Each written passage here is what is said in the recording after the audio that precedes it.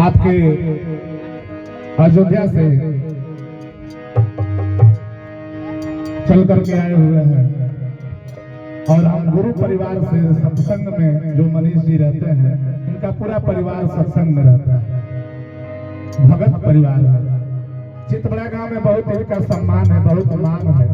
इनके पापा जी फौज के जवान हैं, फिर भी उनके अंदर नम्रता प्यार इतना भरा हुआ है।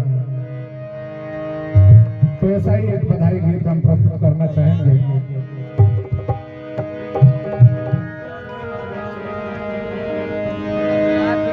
कि ये आसमान तुझसे हंसी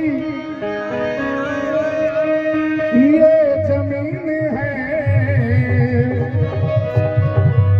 क्योंकि दुल्हा हमारे चांद से अरे बढ़कर हसीन है। और देखिए क्यों नहीं बना हुआ बात नहीं थे। दुल्हा आप सब लोग देख रहा बने, जगदरा के भी लोग देख रहा बा, बड़के गांव के भी लोग देख रहा बा। मैंने सही बात बताओ जाता कि सही में दुल्हा खूबसूरत बना। कहे सुने की बात नहीं, देखा देखी की बात। दुल्हा दुल्हन मिल गए फीकी पड़ी बरात।